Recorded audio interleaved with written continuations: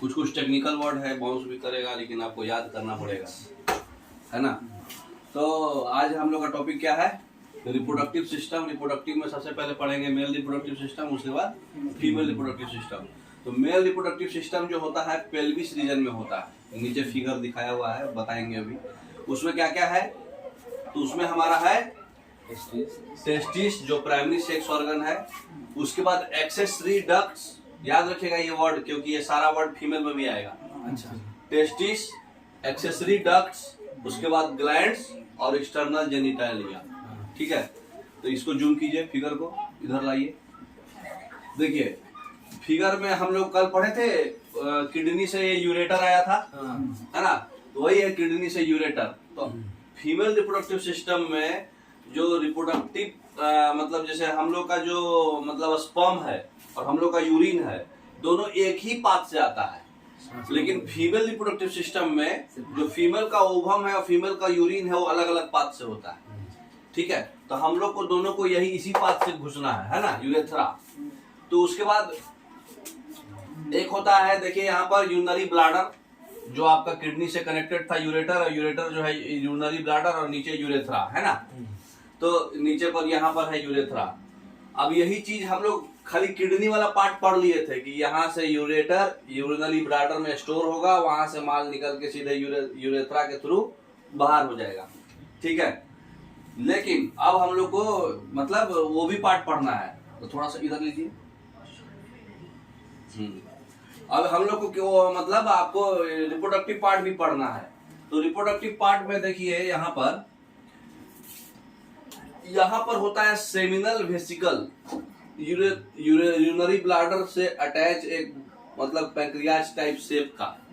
ठीक है, seminal vesicle और यूरिनरी ब्लैडर से एक जो कनेक्टेड रहता है पाइप, सेमिनल वेसिकल से एक पाइप कनेक्टेड होता है, इसको बोलते हैं वास डिफरेंस, जो डायरेक्ट आपके टेस्टिस से कनेक्टेड रहेगा। ठीक है, जब आपका टेस्टिस में स्पर्म बनेगा, टेस्टिस को कवर कौन करता है, स्क्रोटम, खाली उसका कवरिंग है ना। तो जब आपका ये बनेगा क्या बोलते हैं स्पर्म, तो वो टेस्टिस से डायरेक्ट वास डिफरेंस के होते हुए आपके ब्रेन को जाएगा, है ना। तो आपको फिर वो वहां से कनेक्शन मिलके फिर आपके यूरेथ्रा के थ्रू आपके पेनिस में आएगा। ठीक है, तो सबसे टॉप पार्ट जो होता है पेनिस का उसको बोलते हैं ग्लैंस पेनिस, और बाकी जो ऐसे ही इरेक्टाइल टिश्यू जो होता है उसको बोलते हैं पेनिस, और ये जो आउटर कवरिंग होता है उसको बोलते हैं फोर स्किन। बाकी इधर आपका जो है रेक्टम, एनस, ये वाला पार्ट आ गया, पीछे का पार्ट। ठीक है, और यहीं पर जो वास डिफरेंस जो कनेक्टेड है, और ये सेमिनल वेसिकल से ही एक ये देखिए पाइप मतलब रॉड टाइप है ना, इसको बोलते हैं इजैकुलेटरी डक्ट, छोटा सा राउंड है ना। ठीक है, और उसी के नीचे मतलब पेनिस के सबसे बेस पर इसको बोलते हैं काउपर्स ग्लैंड। काउपर्स ग्लैंड को ही एक और नाम है बल्बोरिथ्रल ग्लैंड, इसी का काउपर्स ग्लैंड का ही नाम है, पेनिस के जस्ट बेस में होगा। ठीक है, नेक्स्ट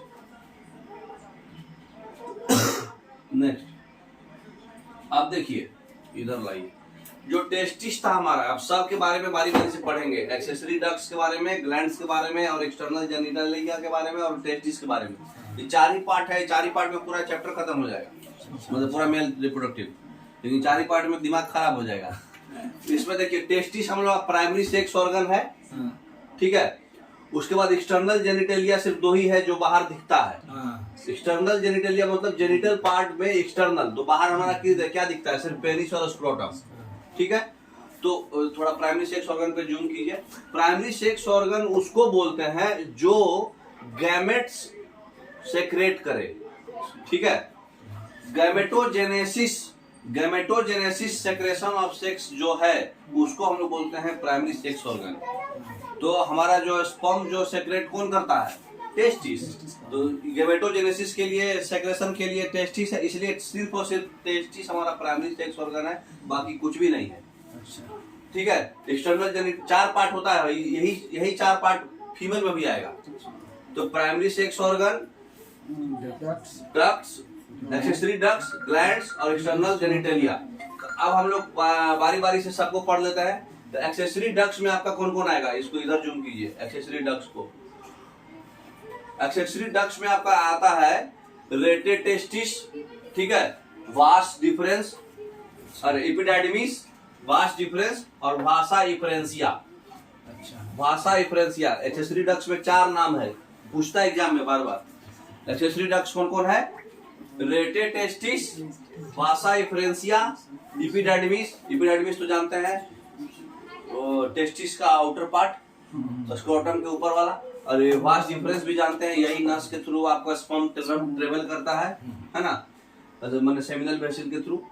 और ये रेटेड टेस्टिस और ये वासा इफरेंसिया, 4 पार्ट याद रखिएगा, ठीक है। अब ऊपर आइए, थोड़ा ग्लैंड के बारे में पढ़ ले। 4 पार्ट था ना, हम टेस्टिस पढ़ लिए, मतलब प्राइमरी सेक्स ऑर्गन पढ़ लिए, एक्सेसरी डक्ट्स पढ़ लिए, और उसके बाद एक्सटर्नल जेनिटेलिया पढ़ लिए। अब आ जाइए ग्लैंड्स। 3 ग्लैंड्स होता है हमारे मेल रिप्रोडक्टिव पार्ट में। 3 ग्लैंड्स होता है। एक तो प्रोस्टेट ग्लैंड होता है, नाम सुने ही होंगे। एक काउपर्स ग्लैंड होता है जो बेस ऑफ द पेनिस पे पाया जाता है।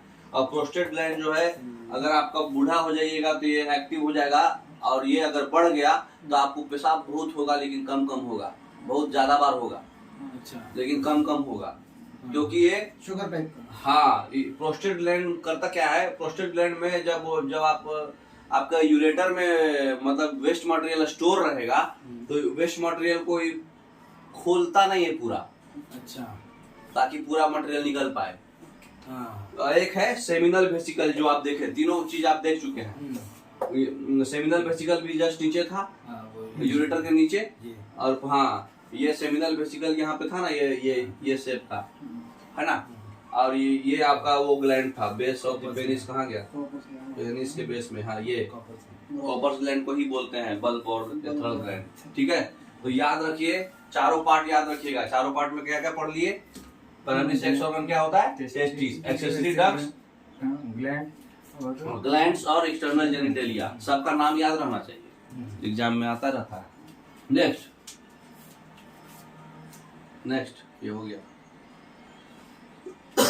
अब देखिए, स्क्रोटम में मतलब क्या बोलते हैं, 2 स्क्रोटल सैक्स होता है, ठीक है। टेस्टिस होता है, टेस्टिस के ऊपर वाले आउटर पार्ट को बोलते हैं स्क्रोटम। एक स्क्रोटम होता है, लेकिन स्क्रोटल सैक्स 2 होता है, ठीक है। और ये भास्ट डिफरेंस से कनेक्टेड है, ठीक है। और इसी में एक लिंगुअल कैनाल होता है, भास्ट डिफरेंस से ही कनेक्टेड। और भास्ट डिफरेंस से ही ऊपर में यहाँ पर स्पर्मेटिक कॉर्ड होता है। यही धागा, कॉर्ड मतलब धागा, इसी धागा के थ्रू आपका मतलब भास्ट डिफरेंस से होते हुए यहाँ पर स्पर्म बना। ये आउटर कवरिंग है एपिडाइडिमिस, है ना।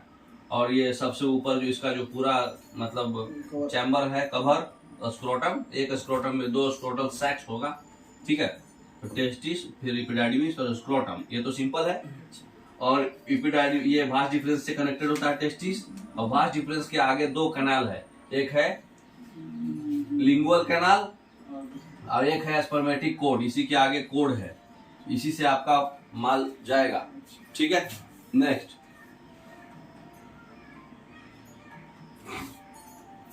तो स्पर्मेटिक कोड से आपका इतना चीज रहता है। कोड में क्या क्या रहता है? आर्टरी रहता है, वेन्स रहता है, लिम्फ रहता है, नर्व रहता है, और भास्ट डिफरेंस रहता है। तो ये स्पर्मेटिक कोड पूरा सिस्टम है, ये पूरा ये चैम्बर जैसे एक कंटेनर होता है ना, वैसे ही कंटेनर की तरह है। उसमें आर्टरी, वेन्स, लिम्फ और नर्व और भास्ट डिफरेंस सारा रहता है, ठीक है। नेक्स्ट, अब आ जाइए टेस्टिस के बारे में पढ़ लेते हैं। इसको जूम कीजिए, इस साइड पूरा बोर्ड पे लाइए, बोर्ड पे लाइए। देखिए, टेस्टिस हमारा क्या होता है, ये हमारे एब्डोमिनल कैविटी के बाहर पाया जाता है। एक पाउच लाइक स्ट्रक्चर है, उसको बोलते हैं स्क्रोटम, है ना। टेस्टिस का पाउच मतलब जैसे शैम्पू का पाउच होता है। तो जो स्क्रोटम जो होता है, ये हमारा जो है, ये क्या करता है, लो टेम्परेचर मेंटेन करके रखता है। क्योंकि हमारा बॉडी जो है उससे 2 से 2.5 डिग्री सेल्सियस लो रहना टेस्टिस का टेम्परेचर, तभी वो स्पर्म बना पाएगा, ठीक है। तो नॉर्मल बॉडी टेम्परेचर से 2 से 2.5 डिग्री सेल्सियस टेम्परेचर लो रखना है। तो टेम्परेचर कौन लो रखता है? स्क्रोटम, वो मदद करता है लो रखने में, ठीक है। जो स्पर्मेटोजेनेसिस के लिए जरूरी है, वही स्पर्म बनाने का प्रोसेस को बोलते हैं स्पर्मेटोजेनेसिस, ठीक है। तो एडल्ट्स में प्रत्येक टेस्टिस जो होता है ओवल शेप का होता है, मेल को बताने का जरूरत नहीं है। जिसका लेंथ होता है 4 से 5 सेंटीमीटर का। जिसका बड़ा होता है उसको बीमारी है। और जिसका विड्थ होता है 2 से 3 सेंटीमीटर का। तो ध्यान रखिएगा ये बात, ठीक है। तो लेंथ जो होता है 4 से 5 सेंटीमीटर होता है और विड्थ होता है 2 से 3 सेंटीमीटर। आप घर जाके देख सकते हैं कि आपको बीमारी है कि नहीं, पता चल जाएगा। तो टेस्टिस को एक कवर्ड, एक डेंस कवरिंग होता है, ठीक है। प्रत्येक टेस्टिस में 2 कंपार्टमेंट होता, 250 कंपार्टमेंट होता है। बताइए, इतना इतना कमरा आपके अंदर है, 250 कंपार्टमेंट्स होता है, जिसको बोलते हैं टेस्टिकुलर लोब्स, ठीक है। 250 कंपार्टमेंट्स होता है जिसको बोलते हैं टेस्टिकुलर लोब्स। तो याद रखिएगा, लेंथ बार बार एग्जाम में भी पूछता है, 4 से 5 सेंटीमीटर लेंथ और 2 से 3 सेंटीमीटर विड्थ, ठीक है। तो लेंथ विड्थ याद रखिएगा। और 250 कंपार्टमेंट होता है एक टेस्टिस में, तो टोटल 500 कंपार्टमेंट हो गया 2 टेस्टिस मिला के, उसको बोलते हैं टेस्टिकुलर लोब्स। तो याद रखिएगा, सिंपल है। नेक्स्ट,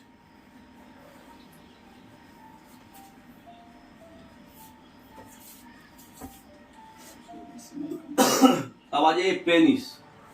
स्क्रोटम भी पढ़ लिए, टेस्टिस भी पढ़ लिए। एक्सटर्नल जेनिटा में क्या था? पेनिस।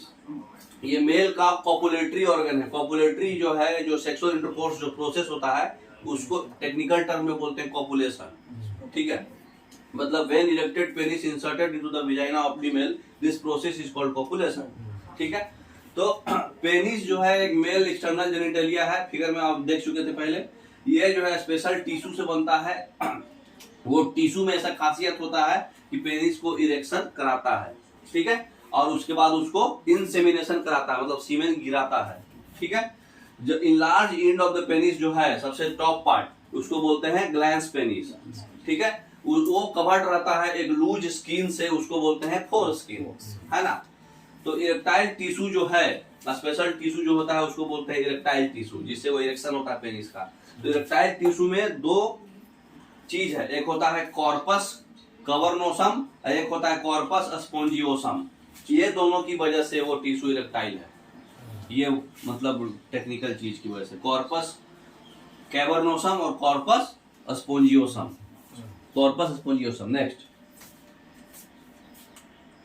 ये गलत आ गया। नेक्स्ट, एक्सेसरी ग्लैंड्स हमारा कौन कौन होता है, कितना होता है, खाली याद रखना है आपको बस, ठीक है। इधर कर लीजिए बोर्ड पे।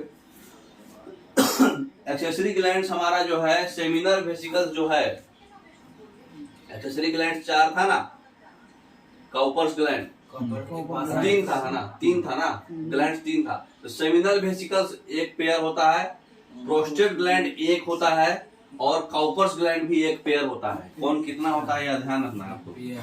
बताया ना, जो पहला पेज में 4 टॉपिक पढ़े ना, primary sex organ, accessory ducts, glands और एक्सटर्नल जेनिटलिया, यही है आपका पूरा मेल रिप्रोडक्टिव सिस्टम। बस इसके ये चारों के बारे में आप जान गए तो बस खत्म हो गया खेल, ठीक है। तो आपका उतना डीप में हम लोग को जानना नहीं है, बस थोड़ा थोड़ा जानना है। तो काउपर्स ग्लैंड 2 होता है, प्रोस्टेट ग्लैंड 1 होता है, और सेमिनल वेसिकल 2 होता है। 2 होते हैं, 2 साइड 2 एक पेयर होता है, हाँ, डब्बा 2, ठीक है। नेक्स्ट, उसी में फ्लूइड, ये दोनों फ्लूइड फॉर्म में सब फ्लूइड रहता है, जिसको सेमिनल प्लाज्मा बोलते हैं। नेक्स्ट, देखिए यहाँ पे बताए हुए है प्रोस्टेट ग्लैंड और सेमिनल वेसिकल के अंतर। और थोड़ा इधर लीजिए, बस बस बस, और इधर लीजिए हल्का। सेमिनल वेसिकल्स जो होता है एक पेयर होता है, प्रोस्टेट ग्लैंड सिंगल होता है, जो यूरेथ्रा के जस्ट चारों ओर होता है, ठीक है। यूरेथ्रा के अराउंड क्या होता है, प्रोस्टेट ग्लैंड। तो सेमिनल वेसिकल में क्या रहता है, 60 से 70% सीमेन रहता है, ठीक है। और इसमें मात्र 20 से 25% सीमेन होता है प्रोस्टेट ग्लैंड में, ठीक है। अच्छा, प्रोस्टेट ग्लैंड में जो सेमिनल फ्लूइड है वो अल्कलाइन नेचर का होता है, जिसका पीएच होता है 7.4, ठीक है। और ये येलो और विस्कस फ्लूइड होता है, ठीक है। अब इसमें जो है ये स्लाइटली एसिडिक होता है, जिसका पीएच होता है 6.5। ये मिल्की फ्लूइड होता है, वो व्हाइट कलर का है, ये येलो कलर का है। दोनों में फ्लूइड है, एक में अल्कलाइन है और एक में एसिडिक है, ये ध्यान रखिएगा। एक एसिडिक है और एक अल्कलाइन है। एक में सीमेन है 60 से 70%, एक में सीमेन है 20 से 25%। दो ग्लैंड तो समझ में आ गया आपको, प्रोस्टेट ग्लैंड और सेमिनल वेसिकल्स, है ना। नेक्स्ट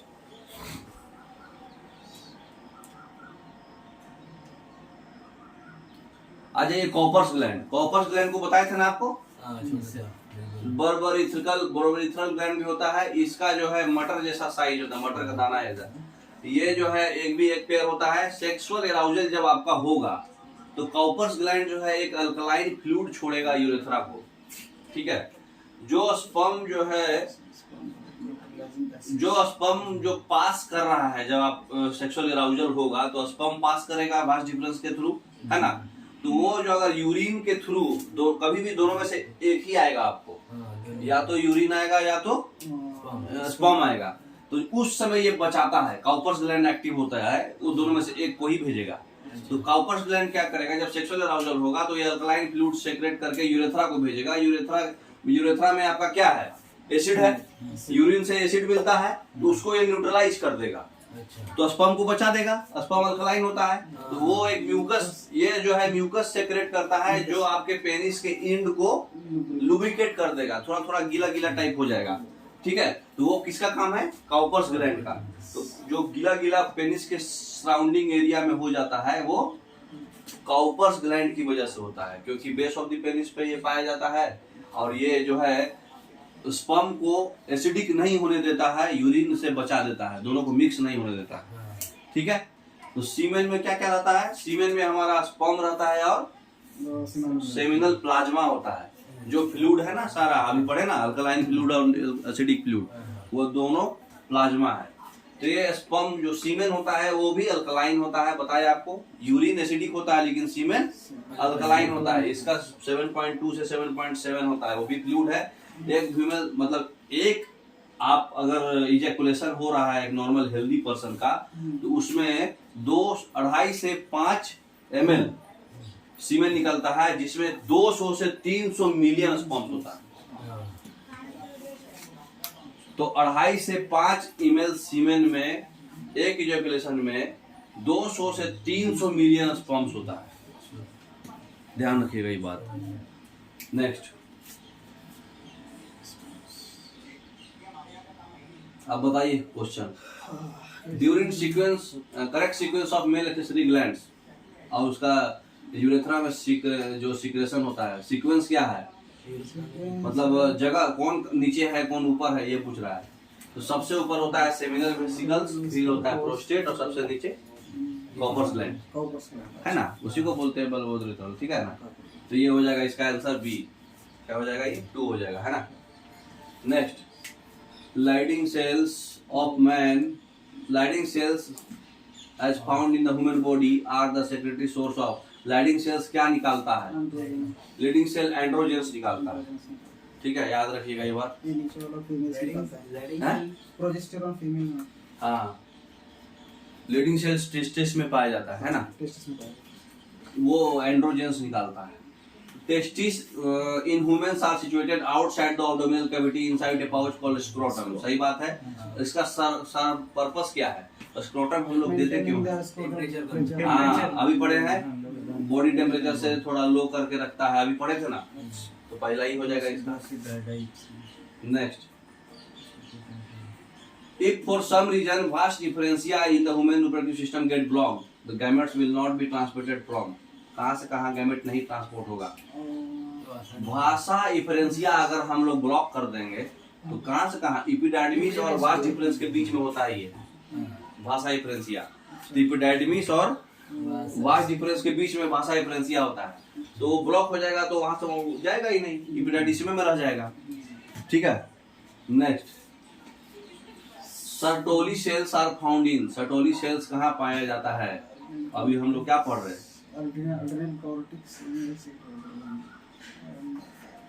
सर्टोली सेल्स कहाँ पाया जाता है, पैंक्रियाज हम लोग पढ़ नहीं रहे, है ना,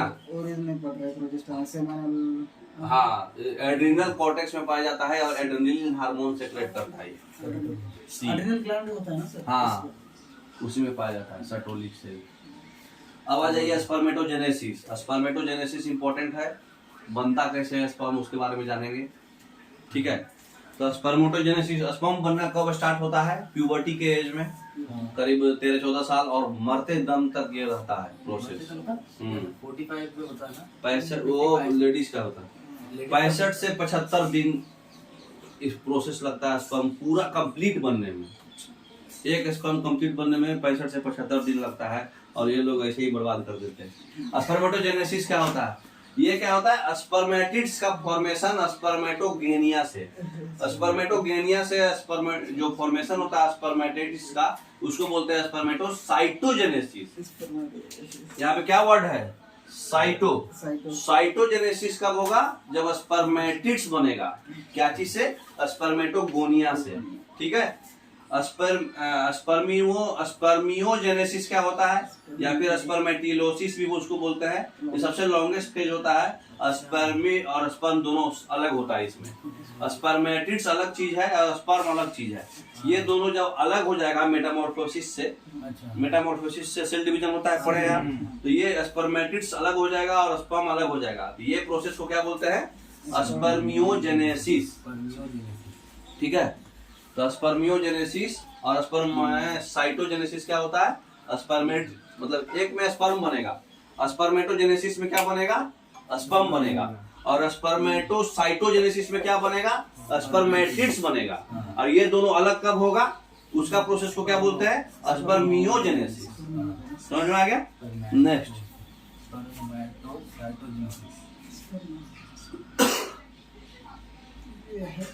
और थोड़ा नीचे कीजिए। ये है क्या? स्पर्मेटोजेनेसिस का जो ये सबसे लॉन्गेस्ट फेज हमारा कौन है? स्पर्मियोजेनेसिस। दोनों का जो सेल डिवीजन होता है वही उसी का, ये स्पर्म का ये पार्ट दिखाए हुए है। स्पर्म का ये टेल है, स्पर्म का ये मिडिल पार्ट है, ये नेक है, स्पर्म का ये हेड है। हेड के सबसे टॉप में प्लाज्मा मेम्ब्रेन होता है, उसके नीचे में एरोजोम होता है, और ये न्यूक्लियस है जिसमें क्रोमोजोम्स होता है ना। ये मिडिल पार्ट है, इसमें माइटोकॉन्ड्रिया होता है। ये चलने के लिए, ये power house of the cell है, एनर्जी सोर्स है। तो ये मूवमेंट के लिए माइटोकॉन्ड्रिया मदद करता है स्पर्म को। हाँ, ठीक है। तो स्पर्मियोजेनेसिस जब हो जाएगा तो स्पर्मेटिड्स और स्पर्म अलग हो जाएगा, है ना। तो स्पर्म, और थोड़ा नीचे करिए, और नीचे करिए, और नीचे करिए थोड़ा।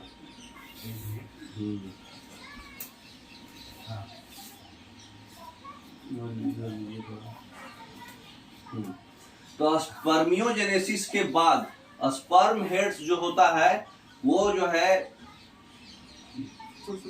और लेफ्ट लीजिए ना, लेफ्ट, हाँ, सर्टोइक सेल में बनता है, चला जाता है। स्पर्मियोजेनेसिस होगा, है ना, तो सर्टोली सेल में चला जाएगा क्या? स्पर्म सर्टोली सेल्स में चला जाएगा, और फाइनली वहां सेमिनिफेरस ट्यूबुल्स होता है। सेमिनिफेरस ट्यूबुल से वो रिलीज होगा। वो प्रोसेस को बोलते हैं स्पर्मिएशन। स्पर्मिएशन क्या बोलते हैं? स्पर्मिएशन उसको बोलते हैं जिसमें जब स्पर्मेटिड्स और स्पर्म सेपरेट हो गया तो उसको बोलते हैं स्पर्मियोजेनेसिस। स्पर्मियोजेनेसिस जब सेपरेट हो जाएगा स्पर्मेटिड्स और स्पर्म, तो उसके बाद क्या होगा? स्पर्म जो है सर्टोली सेल में समाहित हो जाएगा। ठीक है, सर्टोली सेल में समाहित होकर के और फिर सेमिनिफेरस ट्यूबुल से निकलेगा एक प्रोसेस के थ्रू। देखिए इसमें दिखाए हुए है, स्पर्मेटिड्स और स्पर्म सेपरेट हो गया, ये हो गया स्पर्मियोजेनेसिस। और स्पर्मियोजेनेसिस के बाद इसका इलोंगेशन होगा और ये कंडोन्स होकर के इसमें घुस जाएगा। किसमें घुस जाएगा? सेमिनिफेरस ट्यूबुल्स में।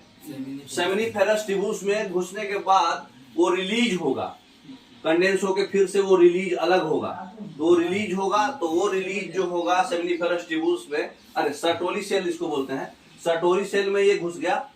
उसके बाद जो है सेमिनिफेरस ट्यूबुल से ये रिलीज होगा कंडेंसेशन के बाद। तो सेमिनिफेरस ट्यूबुल से जो रिलीज होगा इसको बोलते हैं स्पर्मिएशन। ठीक है, नेक्स्ट, अब बताइए 100 स्पर्म में कितना मियोटिक डिवीजन होता है? 25। कितना प्री स्पर्मेटोसाइट्स होता है? 25। सेकेंडरी स्पर्मेटोसाइट्स कितना होता है? अरे प्राइमरी था, कितना प्राइमरी स्पर्मेटोसाइट्स? 25। Secondary spermatocytes 50। और स्पर्मेटिड्स कितना है, जितना स्पर्म बनता है उतना स्पर्मेटिड्स, ठीक है। तो ह्यूमन मेल जो है 200 से 300 मिलियन स्पर्म्स एक मतलब नॉर्मल फर्टिलिटी जिसका है, ठीक है, उसमें एक मतलब इजैकुलेशन में 200 से 300 मिलियन स्पर्म निकलता है। इतना इतना काहे बना जाता है जी, जो फेंकना पड़ता है? नहीं सर, वो कल बर्थडे का है, ओ, कल बर्थडे का। पीछे पीछे कीजिए। तो 200 से 300 मिलियन स्पर्म्स एक इजैकुलेशन में होता है नॉर्मल फर्टिलिटी में, लेकिन सिर्फ 60% स्पर्म ही नॉर्मल शेप और साइज का होता है। बाकी 40% जो होता है वो मोटिलिटी में रहता है, घूमते रहता है और उसका शेप साइज सही नहीं होता है, ठीक है। तो याद रखिएगा, जितना स्पर्म उतना स्पर्मेटिड्स, लेकिन जितना स्पर्म उसका 1/4 मेयोटिक डिवीजन, उसका 1/4 प्राइमरी स्पर्मेटोसाइट्स और 1/2 सेकेंडरी स्पर्मेटोसाइट्स। ध्यान रखिएगा एक चीज है, पूछेगा एग्जाम में तो बता। हाँ, स्पर्मेटिड्स और स्पर्म सेम रहेगा नंबर ऑफ स्पर्म, लेकिन अगर प्राइमरी स्पर्मेटोसाइट्स है तो 1/4 होगा, सेकेंडरी स्पर्मेटोसाइट्स है तो आधा हो जाएगा। नेक्स्ट, अब बताइए स्पर्म का मैच्योरिटी और मोटिलिटी कहाँ होता है? वो मैच्योर और मोटिलिटी कहाँ पर होता है? Seminal vesicle. नेक्स्ट, स्पर्मेटोजेनेसिस में एक्रोजोम ऑफ स्पर्म किससे बनता है, कहाँ बनता है? Golgi body. हाँ हाँ, गोल्जी में बनता है, याद रखिएगा ये। Next, number of spermatozoa secondary पूछ रहा है। सेकंडरी में 50% था। हाँ, 2। नेक्स्ट, मेल खत्म हो गया, मोर देन इनफ है। Female reproductive system. अब बताइए, हम लोग जो पढ़े थे मेल में वो फीमेल में भी पढ़ना है। बताइए, पहला क्या पढ़े थे? टेस्टिस, तो यहाँ ओवरी हो जाएगा। फिर क्या पढ़े थे? एक्सेसरी डक्ट्स, तो यहाँ ओविडक्ट्स हो जाएगा, है ना। तो वही ओविडक्ट्स में ही ये एक्सेसरी डक्ट्स ही है 4, इसका एक्सेसरी डक्ट्स 4 है, अपना भी एक्सेसरी डक्ट्स 4 ही था, है ना। वासा डिफरेंशिया, एपिडेर्मिस, वास डिफरेंस, है ना। उसी तरह से ये भी है, ओविडक्ट्स, यूटेरस, सर्विक्स, विजाइना और एक्सटर्नल जेनिटेलिया, है ना। जो कि ये पार्ट जो है हम लोग उसमें इसके साथ साथ 2 एक्स्ट्रा पढ़ना है, इसमें मेमोरी ग्लैंड्स, है ना, जो मतलब आपका ओवुलेशन के साथ साथ fertilization, pregnancy, birth, child care, इसमें बड़ा है, थोड़ा टेबल थोड़ा बड़ा जाएगा, क्योंकि इसमें आपका फर्टिलाइजेशन पढ़ना पड़ेगा, चाइल्ड कैसे फॉर्मेशन होता है, बच्चा जन्म कैसे लेता है, उसका चाइल्ड का केयर, है ना। तो फीमेल रिप्रोडक्टिव सिस्टम में आपका क्या क्या रहता है? ओवरी। डक्ट में क्या क्या रहेगा? फैलोपियन ट्यूब, उसी को बोलते हैं ओविडक्ट, कंफ्यूज मत होइएगा। फैलोपियन ट्यूब और ओविडक्ट सेम है। उसके बाद यूटेरस, यूटेरस को ही बहुत सी नाम है, कोई कोई हिस्टेरा बोलता है, कोई ओम बोलता है, ठीक है। फिर सर्विक्स और विजाइना। एक्सटर्नल जेनिटेलिया मतलब जो पार्ट हमको बाहर से दिखाई दे रहा है, सिर्फ वल्वा, वल्वा में ही, वल्वा का ही 4 पार्ट है, मतलब लिप्स शेप का होता है, upper lips, lower lips, upper lips, lower lips, left right, है ना। तो ये हो गया mons pubis, labia majora, labia minora और हाइमेन। अरे हाइमेन, एक और है क्लिटोरिस, ठीक है। तो मतलब क्या बोलते हैं, ये मेजोरा, मेजर और माइनर लेबिया, ठीक है। एक वो मेंस प्यूबिस और एक है हाइमेन और एक है क्लिटोरिस, ठीक है। और एक्सेसरी ग्लैंड्स होता है और मेमोरी ग्लैंड्स होता है, ठीक है। Memory gland secondary sexual characters होता है, जब लेडीज 13 साल से ऊपर बढ़ती है तभी डेवलप करता है ना। नेक्स्ट, ये है आपका, देखिए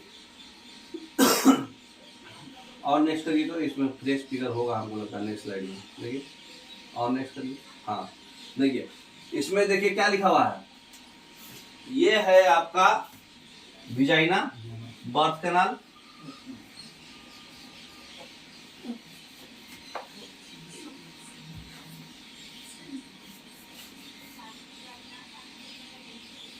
ये विजाइना, विजाइना के जस्ट ऊपर होता है सर्विकल कैनाल, उसके बाद सर्विक्स, ठीक है। और सर्विक्स के बाद ये है यूटेरस, ये है फैलोपियन ट्यूब और ये है ओवरी, ठीक है। यूटेरस के किनारे किनारे जो होता है इंडोमाइट्रियम होता है, ये जो हरा लाल लाल दिख रहा ना, इंडोमाइट्रियम होता है। और उसके बगल वाला जो पार्ट होता है उसको बोलते हैं मायोमाइट्रियम, ठीक है, वो सबसे लास्ट वाला जो पार्ट होता है उसको बोलते हैं पेरीमाइट्रियम। इंडोमायो और पेरी, और ओवरी हो गया। अब आ जाइए, थोड़ा सा ये साइड करिए और नीचे, और थोड़ा वो प्रेस करिए, ये सब हट जाएगा। दबाइए, ऊपर वाला पार्ट दिखना ना, नीचे करिए। ये फैलोपियन ट्यूब में 4 पार्ट होता है, उसी को बता रहा हूँ मैं। देखिए, फैलोपियन ट्यूब में 4 पार्ट होता है, ठीक है। ये देखिए, यहाँ से आपका फैलोपियन ट्यूब स्टार्ट हो गया, ये है आपका ओवम एग, है ना। तो यहाँ से यहाँ जो रास्ता है, ये इसमें 4 पार्ट होता है। तो सबसे पहला रास्ता जो हुआ, इसको बोलते हैं स्टूमस। हाँ, स्टूमस। स्टूमस के बाद जो दूसरा रास्ता है, इसको क्या बोलते हैं? एम्पुला। सबसे बिजोड़ रास्ता यही है। और सबसे लास्ट में जो फिंगर लाइक प्रोजेक्शन है, इसको क्या बोलते हैं? फिंगर वाला पार्ट को बोलते हैं ओस्टिया। और जो ये सबसे लास्ट वाला रास्ता है, इसको क्या बोलते हैं? इनफंडिबुलम। ये सारा एक फैलोपियन ट्यूब का ही पार्ट है, ठीक है। फैलोपियन ट्यूब को ओविडक्ट भी बोलते हैं।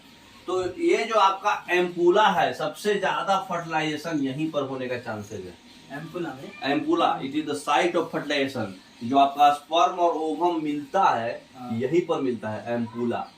यही है साइट ऑफ फर्टिलाइजेशन। डीप में पूछेगा तो क्या है? एम्पुला। ऐसे तो फैलोपियन ट्यूब मारोगे, लेकिन अगर उसमें एम्पुला वर्ड ऐसा ये सब नहीं दिया है तो एम्पुला में होगा, ठीक है, दूसरा वाला पार्ट में, ठीक है। जो फिंगर लाइक प्रोजेक्शन है उसको ओस्टिया बोलते हैं, अरे फिमरिया। और ये गोल वाला पार्ट जो है ओस्टिया, ठीक है। और सबसे लास्ट पार्ट जो है यहाँ जा रहा है इनफुंडिबुलम, ठीक है। तो ये याद रखिएगा, फिगर से बहुत कुछ सुनाएगा, है ना। और यहाँ पर सबसे टॉप में यूट्रस के ऊपर वाला पार्ट जो है यूट्राइन फंडस। तो हमारे बच्चे का ग्रोथ कहाँ होता है? यूट्रस में। यही बड़ा पार्ट है, इसी में स्टोर रहता है, बच्चे को सब कुछ न्यूट्रिशन यही मिलता है। लेकिन बच्चे का जाइगोट कहाँ बनता है? ओवुलेशन कहाँ होता है? जब एक फॉर्मेशन होगा तो एक जो है यहाँ जाकर के इंतजार करता है 2 दिन स्पर्म का। अगर इंतजार खत्म हो जाता है, मायूस होकर के फिर ये जाता है यूट्रस में। तो ये यूट्रस में जब जाता है तो इंडोमाइट्रियम जो है ये मतलब फ्यूज हो जाता है, क्योंकि ये मैच्योर हो जाता है एक। तो मैच्योर होने के बाद ये फ्यूज हो जाता है, तो इंडोमाइट्रियम जो है ये साथ में ब्लड वेसल है ये। तो ये ब्लड वेसल ये साथ में गिरता है वेजाइनल कैनाल के थ्रू। इसी को बोलते हैं मेंस्ट्रुएशन फर्स्ट फेज। ये 4 से 5 दिन का होता है। तो ये जब 2 दिन इंतजार करता है ओवुलेशन के लिए, 13वां दिन और 14वां दिन। पढ़ोगे अभी आगे। नेक्स्ट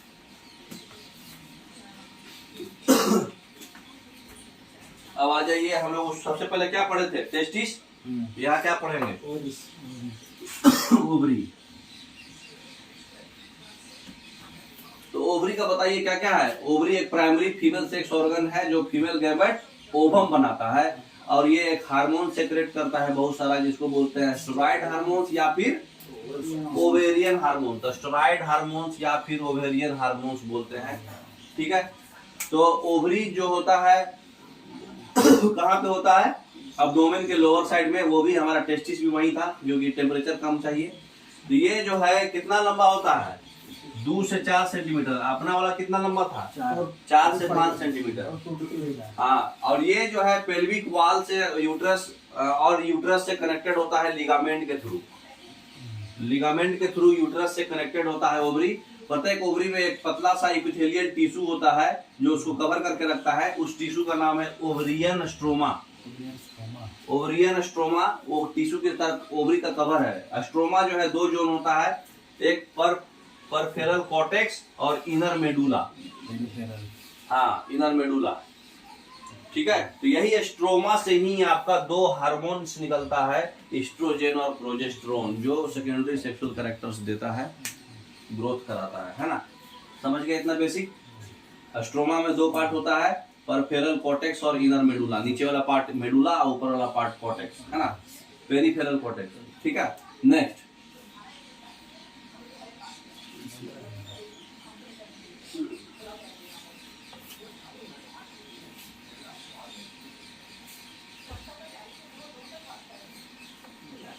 साइड व्यू है ये।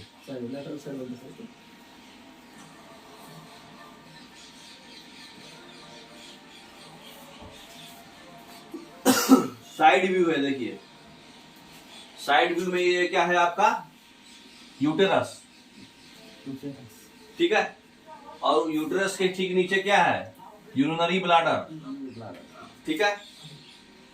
उसके बाद देखिए उसी के नीचे क्या है यूरेथ्रा, ठीक है। उसके बाद जो है सबसे ये वाला पार्ट है क्लिटोरिस जो दिखता है आपका, ठीक है। हाँ, उसके नीचे जो ये व्हाइट वाला पार्ट है इसको हम लोग बोलते हैं लेब्रो माइनोरा, हाँ। और उसके नीचे वाला मेजोरा, एगो माइनोरा एगो मेजोरा पढ़ाए थे ना अभी। और ये फिर ये सबसे लास्ट में ये वाला जो है हाँ वेजाइना आउटफ्लो, ठीक है। अब इधर साइड जूम करिए, दिखाइए। ये आप देखिए यूट्रस जहां पे खत्म होता है ये है सर्विक्स, ठीक है। उसके बाद जो है ये वाला जो कैनाल है ये वेजाइना है, ठीक है। यहाँ वाला क्या था वेजाइना सर्विक्स था। और ये पीछे वाला पार्ट ये एनस हो गया। उसके बाद कौन सा बच गया ये रेक्टम हो गया। तो एनस रेक्टम तो ये अलग पार्ट है और ये अलग पार्ट है, ठीक है। समझ गया, ये बेसिक यही होता है, साइड व्यू दिया हुआ था। नेक्स्ट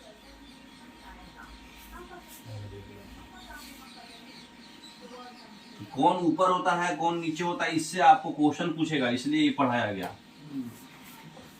अरे दोनों के बीच में क्या होता है, ऐसा ऐसा क्वेश्चन होता है। मेमोरी ग्लैंड्स मेमोरी ग्लैंड्स क्या होता है? मेमोरी ग्लैंड्स जो है सारे फीमेल मैमल्स का कैरेक्टरिस्टिक्स है। मेमोरी ग्लैंड्स जो होता है पेयर्ड स्ट्रक्चर होता है जिसको ब्रेस्ट बोलते हैं, जिसमें कौन सा टिश्यू होता है ग्लैंडुलर टिश्यू, ठीक है। जिसमें सिर्फ और सिर्फ क्या होता है फैट्स। तो ग्लैंडुलर टिश्यू प्रत्येक ब्रेस्ट का जो है 15 से 20 मेमोरी लोब्स होता है। कितना लोब्स होता है 15 से 20 मेमोरी लोब्स एक ब्रेस्ट में। एक ब्रेस्ट बोले तो पूरा पेयर दोनों ऑटोमेटिक आ गया उसमें, जिसमें कि क्लस्टर्स ऑफ सेल्स होता है जिसको बोलते हैं अल्वुलाई, ठीक है। तो अल्वुलाई का जो सेल्स है वो मिल्क सेक्रेट करता है। अल्वुलाई क्या सेक्रेट करता है उसका सेल्स मिल्क। अल्वुलाई का सेल्स जो है मिल्क सेक्रेट करता है, जो कि कैविटी ऑफ अल्वुलाई, अल्वुलाई में एक लूमेंस होता है, स्पेस होता है जिसको कैविटी बोलते हैं। तो अल्वुलाई के लूमेंस में स्टोर रहता है, ठीक है।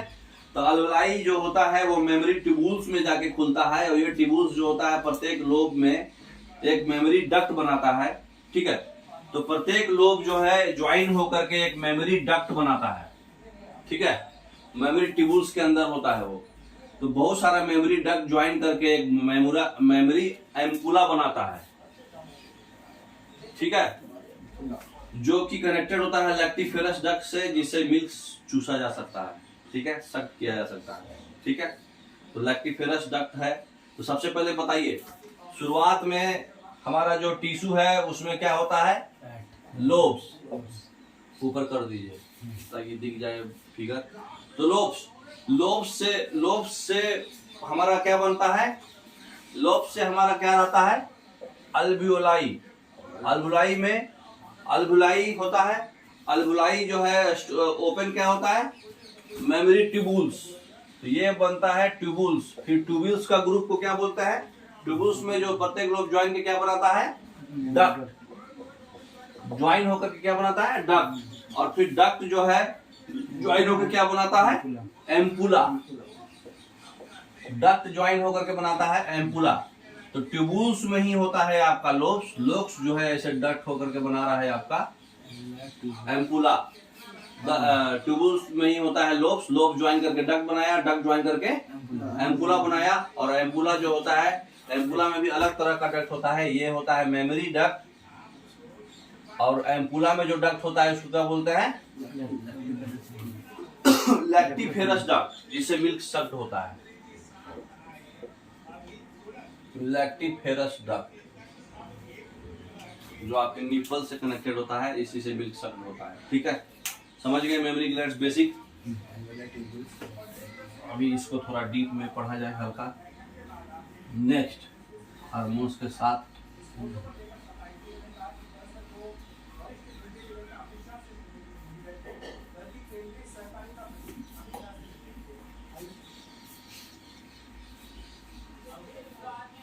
देखिए आपका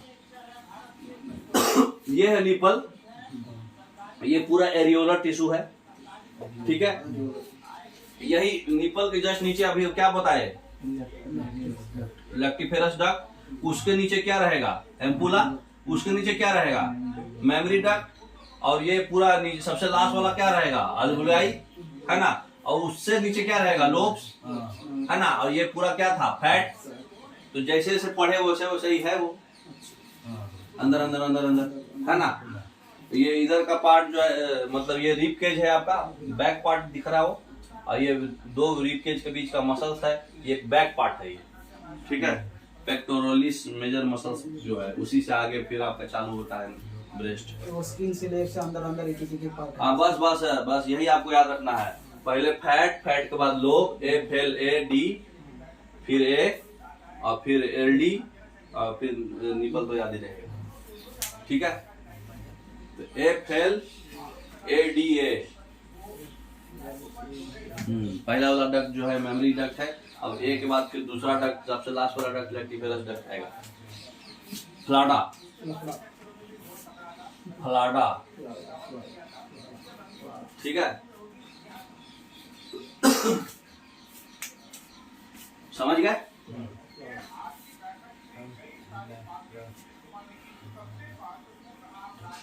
नेक्स्ट,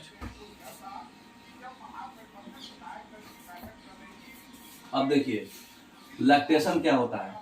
मेमोरी ग्लैंड्स का जो ग्रोथ होता है प्यूबर्टी के टाइम में, उसको बोलते हैं थैलार्च।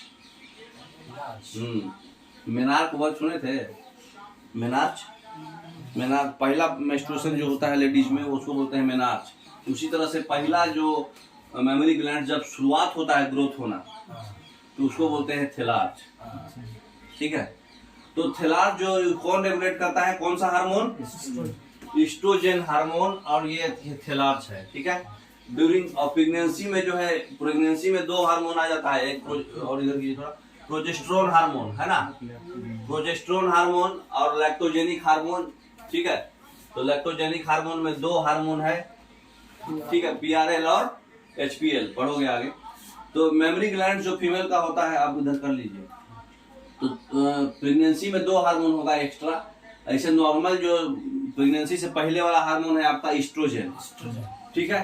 तो प्रोजेस्टेरोन और लैक्टोजेनिक हार्मोन, जिसमें पीआरएल और एचपीएल रहेगा। मेमोरी ग्लैंड जो फीमेल का होता है, ये प्रेगनेंसी के दौरान सेपरेट हो जाता है और मिल्क प्रोड्यूस करने लगता है प्रेगनेंसी के एंड में। इस प्रोसेस को बोलते हैं लैक्टेशन। जब प्रेगनेंसी के टाइम में जब चाइल्ड डिलीवर होगा, तो उसके तुरंत पहले से ही उसको मिल्क सेक्रेट होने लगेगा।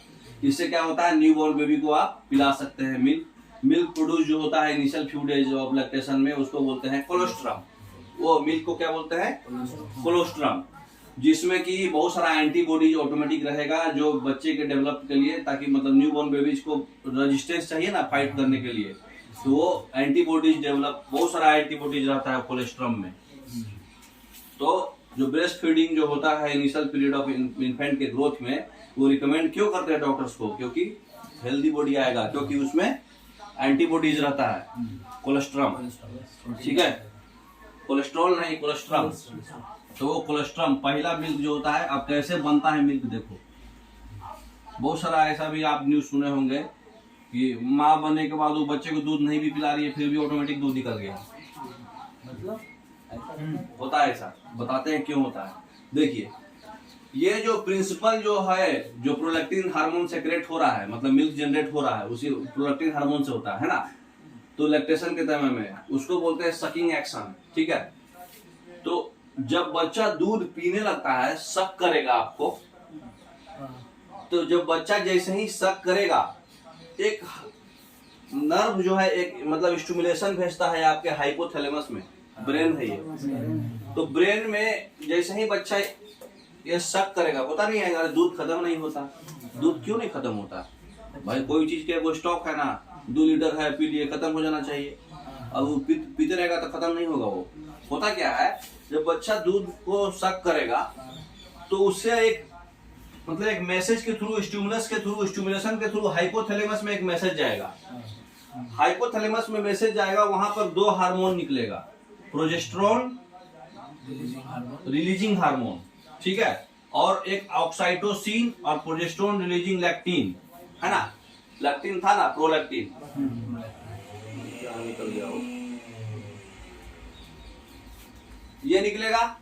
तो इसमें हाइपोथैलेमस से जो हार्मोन निकला progesterone releasing hormone, progesterone releasing hormone जो है यहाँ पर एंटीरियर पिट्यूटरी और पोस्टीरियर पिट्यूटरी रहता है। तो पोस्टीरियर पिट्यूटरी से आपका ऑक्साइटोसिन हार्मोन निकलेगा, जो ऑक्साइटोसिन हार्मोन जो है मिल्क इजेकुलेशन हार्मोन होता है, मिल्क इजेक्ट करता है। ऑक्साइटोसिन हार्मोन डायरेक्ट यहाँ चला जाएगा, ठीक है। और एक हार्मोन होता है प्रोजेस्टेरोन रिलीजिंग हार्मोन, तो progesterone releasing hormone anterior pituitary से निकलेगा और वो आपका मिल्क फॉर्मेशन करता है। तो दोनों चीज हो रहा है, मिल्क निकल भी रहा है और मिल्क बन भी रहा है। एंटीरियर पिट्यूटरी ग्लैंड से प्रोजेस्टेरोन रिलीजिंग हार्मोन हाइपोथैलेमस से सेक्रेट होकर निकलेगा lectin hormone, progesterone releasing prolactin होता है ना, लैक्टिन प्रोलैक्टिन, तो प्रोलैक्टिन हार्मोन। प्रोलैक्टिन हार्मोन कब बनता है? जब प्रोजेस्टेरोन रिलीजिंग हार्मोन जो है एंटीरियर पिट्यूटरी के पास जाएगा। तो प्रोजेस्टेरोन रिलीजिंग हार्मोन सबसे पहले आपको मैसेज गया, जैसे ही सकिंग एक्शन हुआ आपका मैसेज जाएगा, नर्व इंपल्स होगा या हाइपोथैलेमस में मैसेज जाएगा हमको दूध चाहिए, तो यहाँ से प्रोजेस्टेरोन रिलीजिंग हार्मोन जो है चला जाएगा एंटीरियर पिट्यूटरी ग्लैंड पे। एंटीरियर पिट्यूटरी ग्लैंड जाने के बाद वो एक हार्मोन सेक्रेट करेगा जिसको बोलते हैं प्रोलैक्टिन। क्या बोलते हैं? Prolactin hormone. तो प्रोलैक्टिन हार्मोन क्या करता है? मिल्क बनाता है। और दूसरा जो है हाइपोथैलेमस से ही एक और जो है हार्मोन पोस्टीरियर पिट्यूटरी के पास जाएगा। पोस्टीरियर पिट्यूटरी जो है एक और हार्मोन सेक्रेट करेगा, ऑक्साइटोसिन हार्मोन। ये मिल्क डायरेक्ट इजेक्ट करता है, इसलिए जब बच्चा दूध पीते जाएगा मिल्क उसको आते भी जाएगा। तो मिल्क बन भी रहा है और मिल्क आ भी रहा है। तो बन रहा है प्रोलैक्टिन से और आ रहा है ऑक्साइटोसिन से। दोनों हाइपोथैलेमस में खेला होता है, दोनों पिट्यूटरी ग्लैंड सेक्रेट करता है, एक एंटीरियर पिट्यूटरी ग्लैंड, एक पोस्टीरियर पिट्यूटरी ग्लैंड। समझ में आया? नेक्स्ट,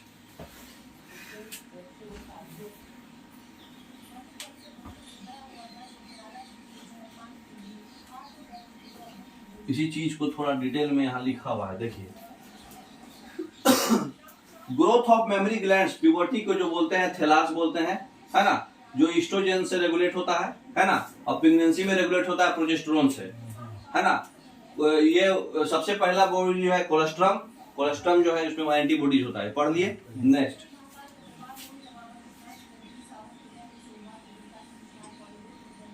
अब आ जाइए लैक्टेशन। नेक्स्ट,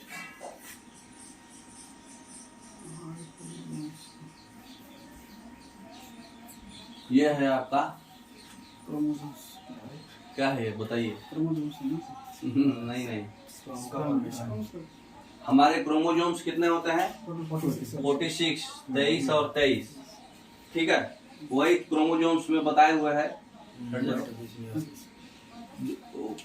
क्रोमोसोम्स जब प्यूबर्टी के एज में आता है, स्पर्मेटोगोनिया होता है, तो मिटोसिस होता है। मिटोसिस होने में क्या होता है?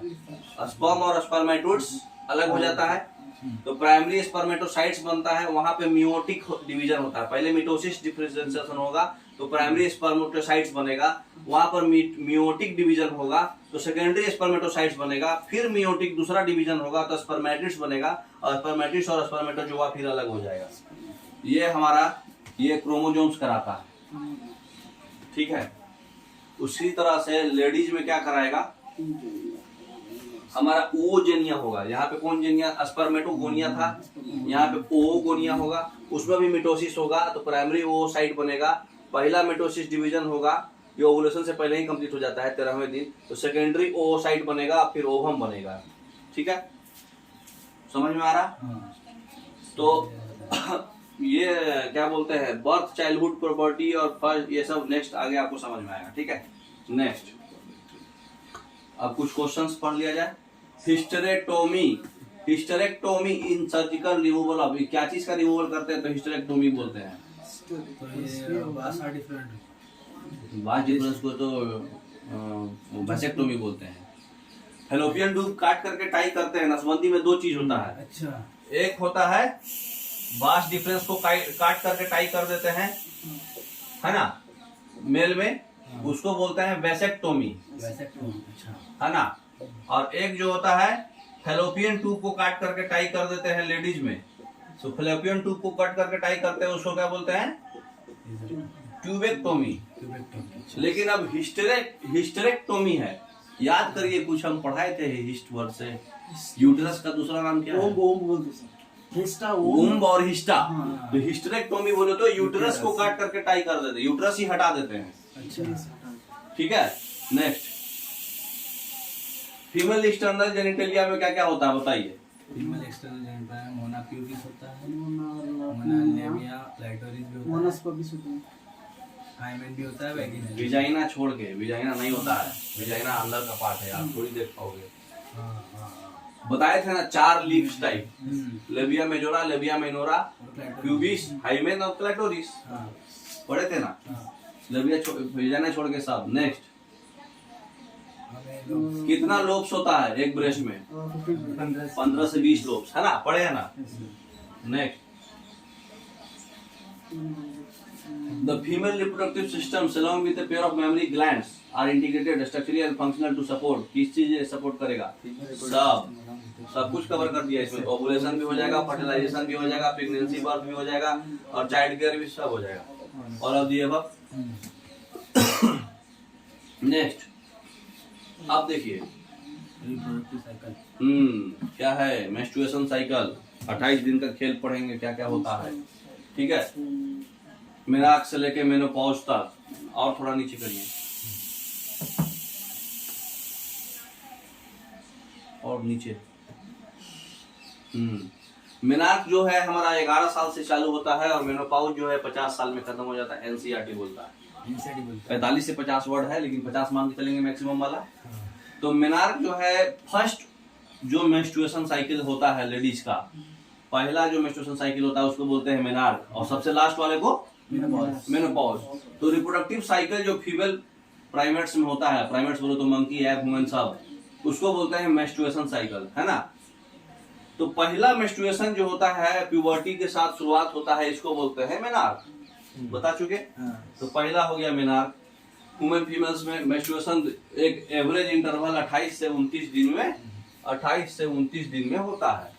साइकिल ऑफ इवेंट्स जो होता है, एक मेंस्ट्रुएशन से अगला मेंस्ट्रुएशन को बोलते हैं मेंस्ट्रुएशन साइकिल। पहला आज हुआ, उसके बाद अगला कब स्टार्ट होगा, दोनों के बीच का टाइम गैप को मेंस्ट्रुएशन साइकिल बोलते हैं। एक ओवम जो होता है बीच में हमारा रिलीज हो जाएगा, ये मेंस्ट्रुएशन साइकिल में। तो on the basis of ovarian cycle, जो सीरीज ऑफ इवेंट्स ओवरी में होते रहता है, तो उसमें क्या क्या फेज है? फॉलिकुलर फेज, ओवुलेशन फेज और लुटियल फेज।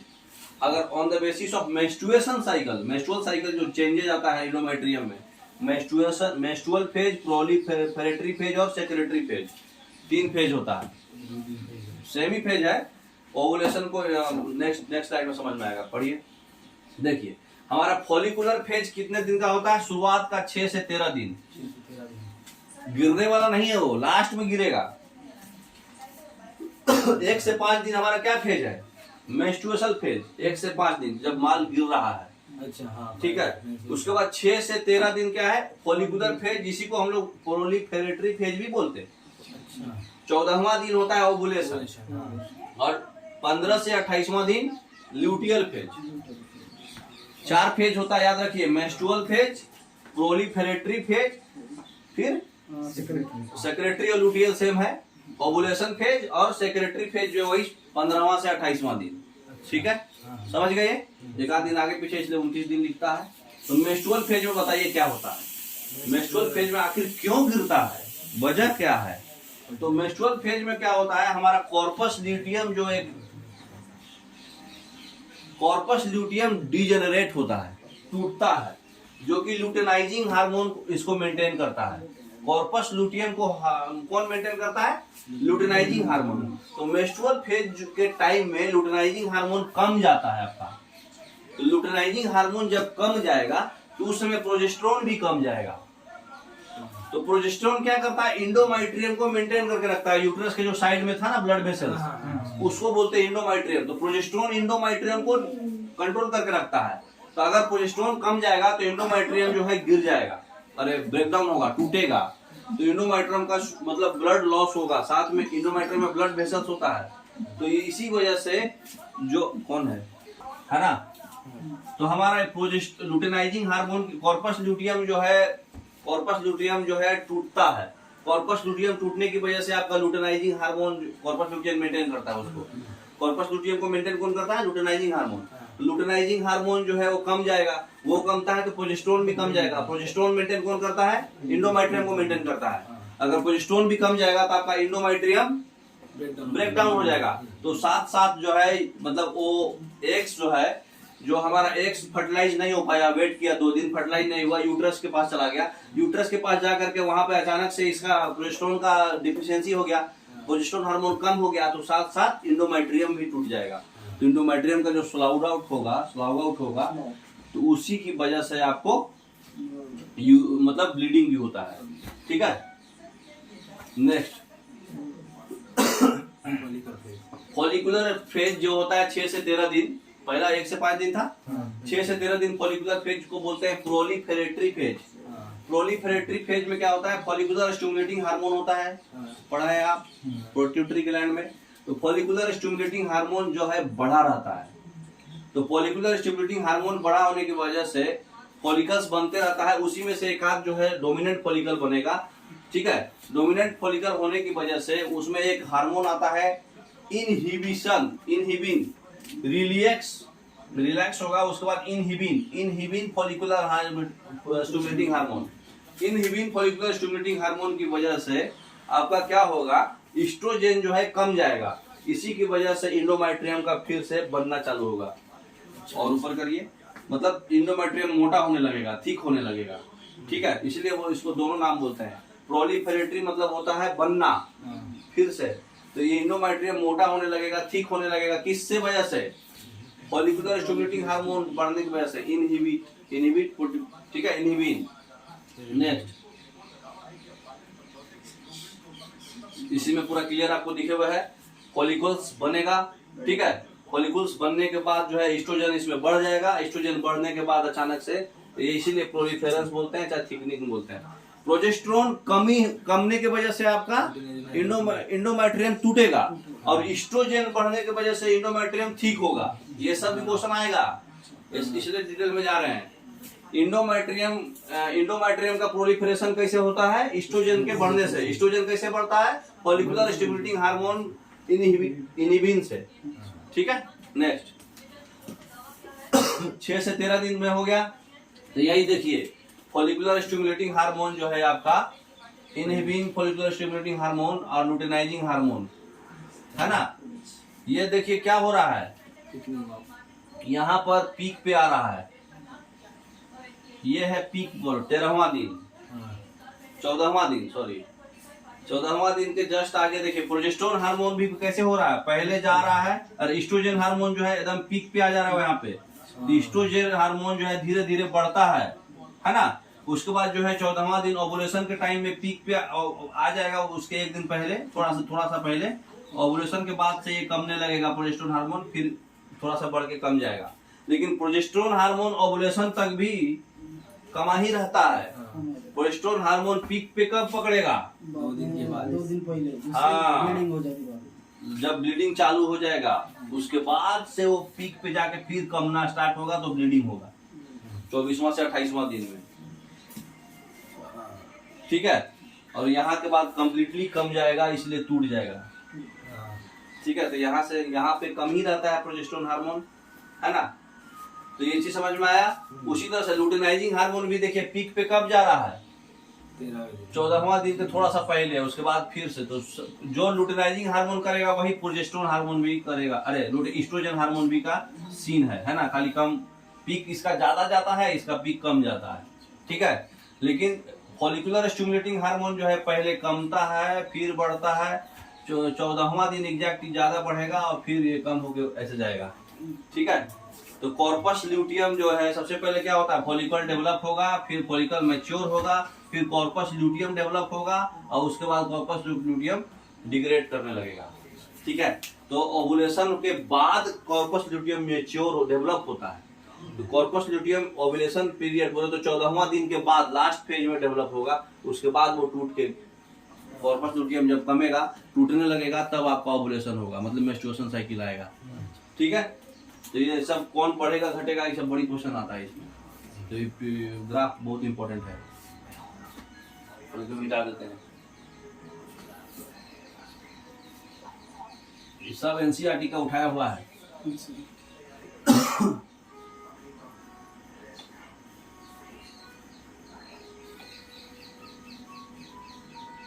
ओवुलेशन जो है 14वां दिन ही अगर सही से जुगाड़ लग गया तो प्रेगनेंसी हो जाएगा, ठीक है। तो 14वां दिन जो है फॉलिकुलर का साइज जो है बढ़ा रहता है, ठीक है। उसके बाद एस्ट्रोजन का लेवल भी बड़ा पीक पे रहता है। तो ये इस समय क्या होता है, अगर आपको लुटेनाइजिंग हार्मोन मतलब हाइपोथैलेमस को ये मैसेज जाएगा, ठीक है। हाइपोथैलेमस को गोनोरोइया रिलीजिंग हार्मोन, गोनोरॉइड्स रिलीजिंग हार्मोन है ना, गोनोरॉइड्स रिलीजिंग हार्मोन जो है जा करके मैसेज देगा हाइपोथैलेमस को। हाइपोथैलेमस जो है पोस्टीरियर पिट्यूटरी को बनाएगा। तो पोस्टीरियर पिट्यूटरी क्या बनाता है, लुटेनाइजिंग हार्मोन और फॉलिकुलर स्टिमुलेटिंग हार्मोन दोनों, ठीक है। और एक चीज जो है ये गोनोरॉइड्स रिलीजिंग हार्मोन की वजह से खाली लुटेनाइजिंग हार्मोन भी बनेगा, तो 2 बार बन जाएगा। लुटेनाइजिंग हार्मोन 2 बार बन जाएगा और फॉलिकुलर स्टिमुलेटिंग भी पीक पे रहेगा। तो ये 14वां दिन ओवुलेशन में लुटेनाइजिंग हार्मोन ज्यादा क्यों होता है, सर्ज बोलते हैं, लुटेनाइजिंग सर्ज, और फॉलिकुलर स्टिमुलेटिंग हार्मोन पीक पर। क्यों? क्योंकि ये 2 बार बना हाइपोथैलेमस ग्लैंड से, हाइपोथैलेमस से पिट्यूटरी ग्लैंड से। कौन से हार्मोन की वजह से, गोनोरॉइड रिलीजिंग हार्मोन, ठीक है। तो याद रखिएगा ओवुलेशन में सब बड़ा बड़ा रहेगा, एस्ट्रोजन भी बड़ा रहेगा और फॉलिकुलर स्टिमुलेटिंग हार्मोन भी बढ़ा रहेगा। और आपका मेंस्ट्रुएशन में क्या था, 1 से 5 दिन में सब कम था, प्रोजेस्टेरोन भी कम था, कॉर्पस ल्यूटियम भी जनरेट हो रहा था, लुटेनाइजिंग हार्मोन भी कम था। नेक्स्ट, ओवुलेशन में अगर आपको मान लीजिए किसी लेडी का 28 दिन नहीं चलता है, 29 दिन चलता है, 30 दिन चलता है, तो उसमें जितना भी दिन चलता है उसमें से 14 घटा दीजिए, वही डे उसका ओवुलेशन कहलाएगा। अगर 28वां दिन है तो 14 दिन। नेक्स्ट, जहाँ से स्टार्ट होता है मेंस्ट्रुअल साइकिल, जितना उसका साइकिल है, हाँ, जहाँ से स्टार्ट होता है ना, जैसे 28 दिन, किसी का 28 दिन होता है, किसी का 29 दिन, किसी का 30 दिन, 7 दिन आगे पीछे जाता है किसी का। तो 7 दिन जो जितना दिन का उसका चल रहा है उतना -14 करिएगा तो उसका ओवुलेशन डे पता चलेगा, उस दिन वो प्रेग्नेंट हो सकती है। नेक्स्ट, सबसे लास्ट कौन सा फेज है, सेक्रेटरी फेज चाहे लुटियल फेज। कब से कब, 15 से 28। तो 15 से 28 दिन। तो इसमें क्या होता है, इसमें फिर से कॉर्पस लुटियम बनेगा, डेवलप होगा। बोले ना आपको ओवुलेशन के बाद डेवलप होता है कॉर्पस लुटियम। तो कॉर्पस लुटियम डेवलप होगा, तो इसमें डेवलप होने के बाद 2 हार्मोन सेक्रेट होगा, प्रोजेस्टेरोन और एस्ट्रोजन। फिर ये इंडोमेट्रियम मेंटेन करेगा, है ना, पूरा हाईली हो जाएगा, ठीक है। अगेन आपका इंडोमेट्रियम बहुत ज्यादा थिक हो जाएगा, एस्ट्रोजन भी बढ़ जाएगा बहुत ज्यादा, प्रोजेस्टेरोन भी बढ़ जाएगा, तो इंडोमेट्रियम जो है बहुत ज्यादा सेंटर्ड हो जाएगा और ठीक हो जाएगा। नेक्स्ट, यही फिगर था, समझा चुके हैं। ये ओवुलेशन में आप देखिए सबसे ज्यादा ये एस्ट्रोजन जो है ओवुलेशन के टाइम में जो है आपका सबसे पीक पे है, ये लुटेनाइजिंग हार्मोन भी पीक पे है, फॉलिकुलर स्टिमुलेटिंग हार्मोन भी पीक पे है। बाद में कौन बढ़ता है, प्रोजेस्टेरोन बढ़ता है और एस्ट्रोजन भी बढ़ेगा, है ना। एस्ट्रोजन भी कमने के बाद बढ़ जाता है। तो ये आपका फेज समझ में आ गया। अब आ जाते हैं हम लोग बच्चा कैसे होता है, बच्चा का डेवलपमेंट कैसे होता है। तो मेंस्ट्रुएशन साइकिल का कुछ क्वेश्चन पढ़ा दीजिए। During menstruation cycle degeneration of corpus luteum is due to, corpus luteum का डीजेनरेशन क्यों होता है, low level of progesterone, progesterone कम था ना मेंस्ट्रुएशन में 1 से 5 दिन में। नेक्स्ट, क्या कर रहे हैं, मैच करना है। प्रोलिफरेटरी फेज को क्या फेज बोलते हैं, फॉलिकुलर फेज, है ना। ओवुलेशन को हम लोग क्या बोलते हैं, ये सेक्रेटरी फेज को लुटियल फेज, और ये breakdown of endometrium lining. Next, lining breakdown होता है ब्लड वेसल्स का। Which of the following events is correctly matched to the time in the menstruation cycle? Release of egg, egg release होता है 5वां दिन में, गलत। इंडोमेट्रियम जो है रीजनरेट कर जाता है 5 से 10 दिन में, सही है। Endometrium secretes nutrients for implantation, rise of progesterone level 1 से 15 दिन। प्रोजेस्टेरोन गलत है, नहीं, पहला से 1 से 5 दिन में तो प्रोजेस्टेरोन कम था, तो एग रिलीज होता है 14वां दिन, तो पहला इंडोमेट्रियम जो है 5वां से आगे फिर बढ़ने लगता है ना। इंडोमेट्रियम पहले कौन बढ़ाता है उसको? Oestrogen. Next, menstruation flow occurs due to lack of progesterone, कमने लगता है तब ना फ्लो होता है 1 से 5 दिन में। Next, which of the following is correct matching of event during menstruation cycle? menstruation में क्या हो रहा है? breakdown of myometrium and ovum, not fertilized। सही है? सही है। तो पहला ही सही है तो आगे क्यों देखना। नेक्स्ट, बाकी सब गलत है ना। ओवुलेशन में क्या लिख रहा है? Sharp fall in progression of, देखो प्रोजेस्टेरोन फॉल थोड़ी होता है उस समय, प्रोजेस्टेरोन तो बहुत ज्यादा आगे जाके पीक होता है। प्रोलिफरेटरी में regeneration of myometrium, maturation of Graafian follicle, ये भी गलत है। मायोमेट्रियम रीजनरेशन क्या बोलते हैं, रैपिड नहीं होता है, स्लो होता है। रैपिड कब होता है? सेक्रेटरी फेज में, लुटियल फेज में रैपिड होता है। कॉर्पस लुटियम का डेवलपमेंट किस में होता है? लुटियल फेज में। सेक्रेटरी फेज यानी increase secretion of progesterone, progesterone यहाँ पे कमने लगेगा, ये गलत हो जाएगा। Next, fertilization. हाँ, अब आ जाइए फर्टिलाइजेशन और इम्प्लांटेशन। तो कॉपुलेशन के दौरान, कॉपुलेशन बोले तो सेक्सुअल इंटरकोर्स, कॉपुलेशन के दौरान सीमेन जो रिलीज होता है पेनिस के द्वारा into the vagina, during copulation semen is release by the penis into the vagina. इतना तो जानते हैं आप, इस प्रोसेस को बोलते हैं इंसेमिनेशन। तो इंसेमिनेशन में हमारा सीमेन रिलीज होता है पेनिस के द्वारा विजाइना में कॉपुलेशन के दौरान। तो जो मोटाइल स्पर्म्स है जो घूम रहा है कंटिन्यूअस, है ना, swim rapidly pass through the cervix, cervix से पास करके inter into the uterus, uterus में चला जाता है और finally reach the ampullary region of the fallopian tube. कहाँ पहुंचता है? एम्पुलरी में। पढ़े थे ना, सबसे ज्यादा साइट वही है। तो ovum is release by the ovaries also transported to ampullary region. Ovum जो रिलीज होता है वो भी फैलोपियन ट्यूब में कहाँ चला जाता है? एम्पुलरी रीजन में। ओवम भी जाता है और कौन जाता है? स्पर्म जाता है। तो ओवम भी आपका चला गया और स्पर्म बोले तो सीमेन भी चला गया, है ना। तो वेयर फर्टिलाइजेशन टेक्स प्लेस, जहां पे फर्टिलाइजेशन होगा, ठीक है। तो दोनों ओवम और स्पर्म साइमल्टेनियसली अगर ट्रांसपोर्ट होगा तभी फर्टिलाइजेशन होगा, ठीक है। वो भी कहाँ पे? एम्पुलरी में। यही रीजन है कि मतलब सारा पॉपुलेशन में फर्टिलाइजेशन होने का और प्रेगनेंसी होने का चांसेस कोई जरूरी नहीं है। दोनों साइमल्टेनियसली प्रोसेस होगा। ओवम भी वहां एम्पुलरी रीजन में जाएगा और आपका सीमेन भी एम्पुलरी रीजन में जाएगा, तभी फर्टिलाइजेशन होता है। तो ऐसा हर सारा पॉपुलेशन में ऐसा थोड़ी हो सकता है। तो जो प्रोसेस ऑफ फ्यूजन होगा स्पर्म ओवम के साथ जो मिलेगा, तो उस फ्यूजन जो होगा उसको बोलते हैं फर्टिलाइजेशन। फर्टिलाइजेशन में स्पर्म जो है जोना पेलुसिडा लेयर का, जो ओवम के एक लेयर होता है, ओवम में जो लेयर होता है उसको बोलते हैं zona pellucida layer. Zona pellucida layer जो होता है ओवम के बगल वाला लेयर को बोलते हैं, हरा वाला, ठीक है।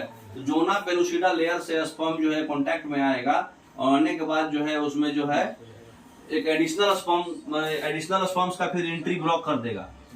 एक ही स्पर्म जाएगा उसमें, ठीक है। और ये इंश्योर करेगा कि ओनली एक ही स्पर्म एक ओवम से फर्टिलाइज कर पाए। तो ये जो सेक्रेशंस होगा, ठीक है, वो आपको स्पर्म जो है साइटोप्लाज्म, ओवम के साइटोप्लाज्म में इंटर करके जोना से और प्लाज्मा मेम्ब्रेन से सेक्रेशन करेगा, ठीक है। तो ये प्रोसेस होता है आपके पूरे फर्टिलाइजेशन में। बेसिक तो समझ में आ गया पूरा। नेक्स्ट,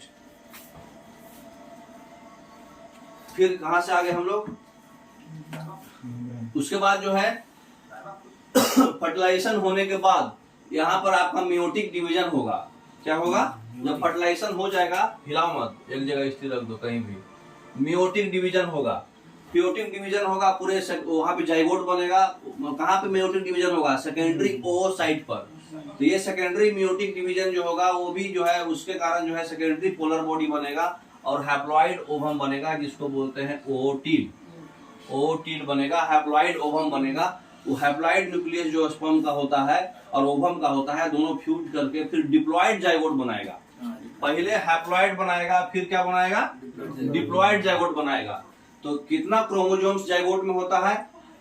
एक आदमी को रिमेम्बर करना पड़ेगा कि वो जो एक स्टेज होता है उससे पता चलता है कि बेबी का सेक्स मेल होगा कि फीमेल होगा। आप जानते हैं कि क्रोमोसोम पैटर्न जो है ह्यूमन फीमेल में होता है एक सेक्स। थोड़ा इधर कर लीजिए, इतने में समझ आएगा। सब बोर्ड पे ही कवर करके रखिए। हाँ, तो फीमेल में होता है एक सेक्स और मेल में होता है, पूरा कंफ्यूज हो जाएगा आदमी। एक जगह बोर्ड पे रखो, पूरा बोर्ड पे रखो, आदमी लिख पाए। क्योंकि इम्पोर्टेंट है। तो हमारे फीमेल में होता है XX और मेल में होता है XY। इसलिए जितना भी हैप्लॉइड गैमेट जो प्रोड्यूस हो रहा है फीमेल्स के द्वारा, उसका सेक्स क्रोमोसोम X रहेगा पहले, उसके बाद मेल गैमेट जो है सेक्स क्रोमोसोम या तो X जाएगा या तो Y जाएगा। तो 50% स्पर्म जो है X क्रोमोसोम्स को कैरी करेगा और बाकी 50% Y क्रोमोसोम्स को कैरी करेगा। फिर मेल का फ्यूजन होगा मेल और फीमेल गैमेट्स का, उसके बाद या तो XX बनेगा या तो XY बनेगा, डिपेंड करेगा कि वो माने कौन सा फर्टिलाइज हुआ है ना। तो पहले हैप्लॉइड गैमेट में खाली एगो X रहेगा फीमेल का। डिप्लॉइड गैमेट कब बनेगा? जब मेल का X या मेल का Y दोनों जाके दोनों में से कोई एक मिले, ठीक है, तो इसको बोलते हैं डिप्लॉइड गैमेट्स। तो जाइगोट जो XX होगा वो फीमेल निकालेगा, XY होगा तो मेल निकालेगा, है ना। तो हम लोग जो है, इसलिए हम लोग जो है ये सेक्स जो है फादर से डिसाइड होता है, मदर से नहीं, ठीक है। और ऊपर कीजिए। तो माइटोटिक डिवीजन जो होता है स्टार्ट होता है जैसे ही जाइगोट मूव करने लगेगा स्टूमस से, ठीक है। ओविडक्ट माने फैलोपियन ट्यूब में पहला पार्ट स्टूमस था ना, तो स्टूमस से ही आपका जाइगोट मूव करने लगेगा, उस माइटोटिक डिवीजन स्टार्ट हो जाएगा। यही डिवीजन को हम लोग बोलते हैं क्लीवेज, टूटना। यूट्रस के थ्रू क्लीवेज होगा और ये 2, 4, 8, 16 डॉटर सेल्स बनाएगा जिसको बोलते हैं ब्लास्टोमेयर्स। नेक्स्ट बताइए कैपेसिटेशन से क्या होता है?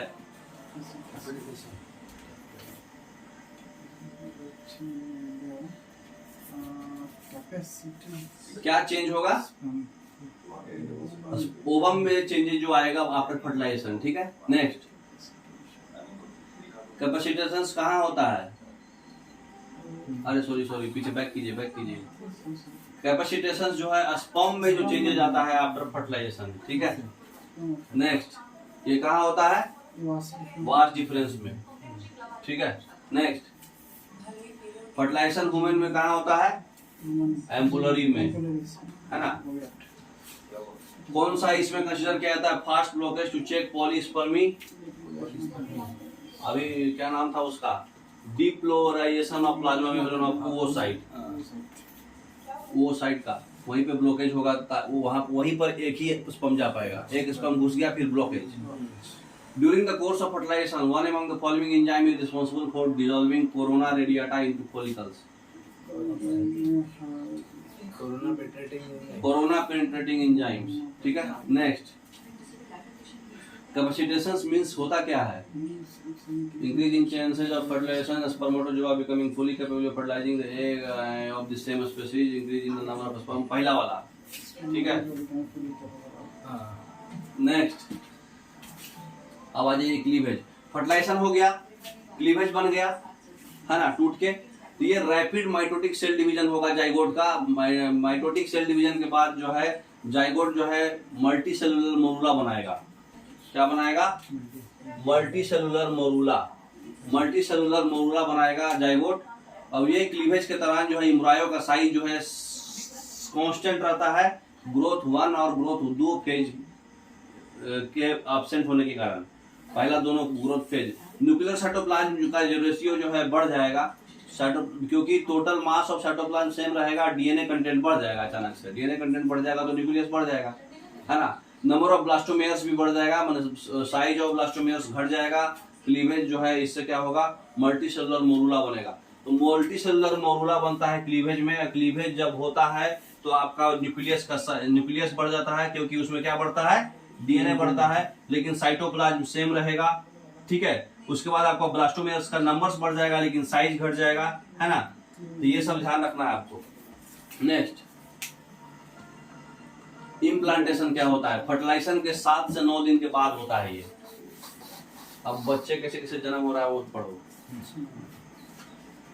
ये जो होता है जब आपका ब्लास्टोसाइट्स डेवलप करेगा यूट्रस के वाल से, ठीक है। एक ब्लास्टोसाइट्स बनता है, वो यूट्रस के वाल पे बनेगा, ठीक है। कौन सा एंजाइम से? लाइटिक एंजाइम से आपका ब्लास्टोसाइट बनेगा। और वो जो है कहां से? एम्ब्रायो के ट्रोपोफालस से रिलीज होगा। जब इम्प्लांटेशन होगा तो ब्लास्टोसाइट कंप्लीटली जो है यूट्रस में डूब जाएगा और इंडोमेट्रियम जो है वेस्कुलर हो जाएगा। और इम्प्लांटेशन होने के बाद इंडोमेट्रियम को हम लोग वर्ड दे देते हैं, उस समय इंडोमेट्रियम को बोलते हैं डेसिडुआ। नेक्स्ट गैस्ट्रुलेशन, गैस्ट्रुलेशन क्या होता है? ये पहला मेजर इवेंट होता है 3rd वीक ऑफ डेवलपमेंट। आपका बच्चा जन्म ले ली, मतलब अंदर डेवलप हो गया, उसके 3रे वीक के बाद होता है। मतलब फर्टिलाइजेशन के कितने दिन बाद? 15 दिन बाद।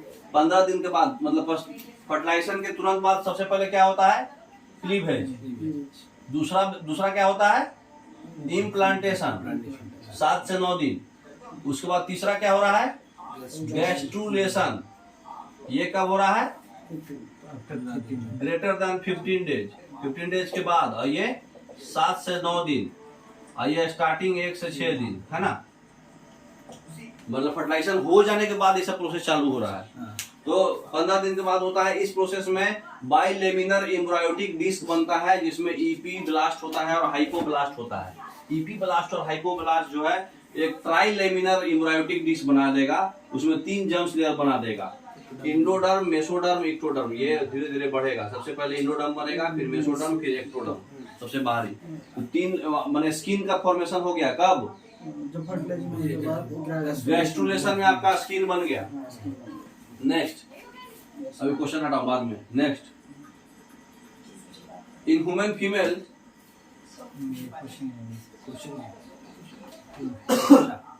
Placenta placenta. प्लेसेंटा किसको बोलते हैं? आपका जो बच्चा और माँ दोनों को साथ में है ना। ये स्ट्रक्चरल और फंक्शनल यूनिट है डेवलपिंग एम्ब्रायो और मैटरनल बॉडी के बीच का, है ना।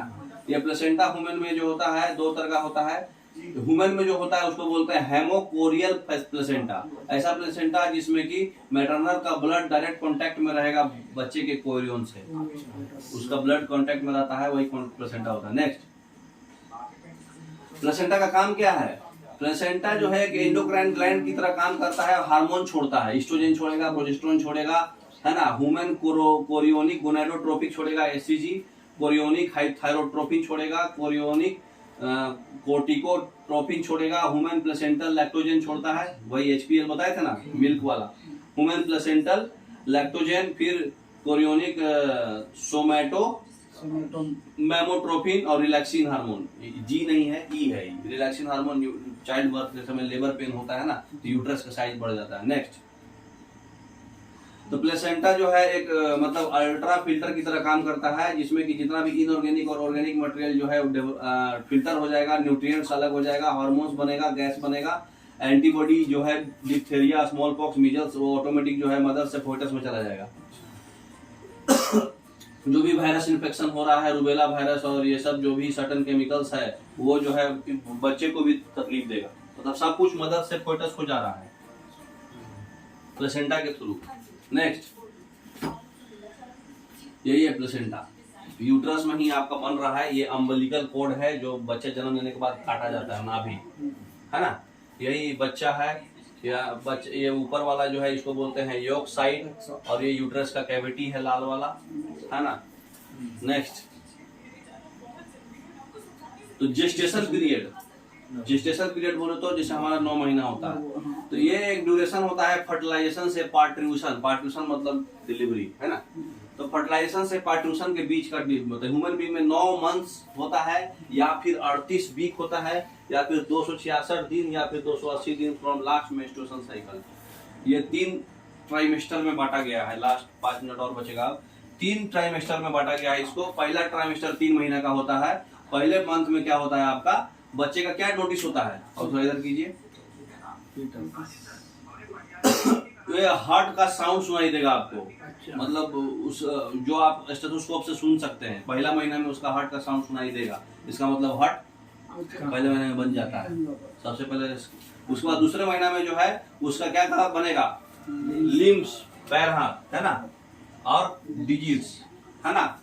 फिर तीसरे महीने में क्या बनेगा, 12 वीक जब हो जाएगा, पहला ट्रिमेस्टर खत्म हो जाएगा, तो जितना भी मेजर ऑर्गन सिस्टम है आपका बन जाता है, जैसे लिम्स, एक्सटर्नल जेनिटल ऑर्गन, और सब डेवलप हो जाता है। तो 3 सेमेस्टर में बांट दिया गया है, 3-3 महीने के।